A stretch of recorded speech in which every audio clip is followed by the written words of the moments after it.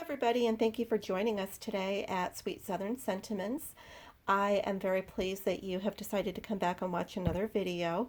I want to do a comparison today between two die cutting machines, and I want to start by saying this is my very own personal opinion. I am not doing this to either persuade or dissuade anyone from using a particular product. This is my own experience. I'm not being paid to endorse any products, so I hope that gives it a little bit more merit. And again, this is my opinion, so others of you may completely disagree, and that's fine. We all have our favorite products that we use to make our cards with. The first die cutting machine you see here, which is what I want to talk about today, is the Cricut Cuttlebug. It comes in pink and white. I believe they also come in mint and white, and you can go to the Cricut Cuttlebug website and look at their products out there.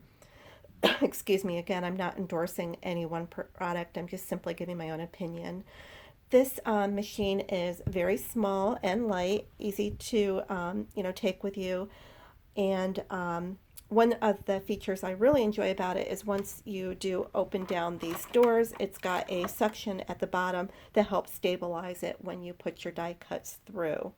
Use this for a very long time, and my husband knows that I have for a while now really wanted to upgrade, or in my opinion it's an upgrade, to a die cutting machine that I've heard rave reviews about and seems to do a better job. And for my birthday, lucky me, my wonderful husband bought me a Sizzix Big Shot machine. A lot of the card makers you'll see out there on YouTube do use this machine. It comes with an extended platform. It comes with the two cutting tiles, and it's very easy to use. The setup simply consisted of unpackaging it and then attaching the lever. It tells you exactly what you need to do here on the platform. If you're cutting thinlets versus triplets versus framelets, you would use the second tab, and it shows you by the picture exactly what you would need to do. For instance, in this one, you would put down one of the plates, you would put the piece of paper, you would place your die face down on top of that, and then your other cutting plate, and then you would simply put it through your machine. And I apologize, I'm doing this just one-handed because I am using a very probably archaic method of making these videos right now until I decide if this is really going to work out for me or not. The reason I wanted the Sizzix Big Shot is I've heard it's better at cutting out very fine details, and it makes sense that if it's a Sizzix die, then the Sizzix machine would probably work better to cut it out versus Cricut products would work well with a Cricut machine.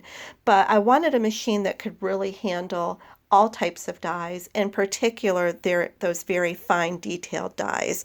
And I just recently got a die that I wanted to use to make Christmas cards, and this is it. It's a Sizzix die. And I just love the fine detail of it in cutting out the little pine needles that, I can think of a lot of different uses in cards with that. And when I used the Sizzix Big Shot, of course, what happened is I got the results that I expected. It cut it out very simply and easily. It was easy to separate from the piece of paper. Everything has a nice clean edge, and there were no little pieces that got tore because I had to struggle separating it. When I used the Cricut Cuttlebug, and again, this I'm sure is not meant to be used with a Sizzix dies, and that probably makes a difference, but it's why I wanted to go with a Sizzix machine. But when I used the pine die on that, although here it looks like it is very, that it cut it very well, when I actually try to separate it, as you can see here, the pieces are stuck, and if I force it, it's going to rip and it's not going to separate easily. So they're basically the differences between the two machines. I found that the Cricut Cuttlebug does well with those non-fine detail dies and with their own label dies, the Cricut dies. But the Sizzix I have been able to use with a wide variety, especially those fine details. So this is my own opinion.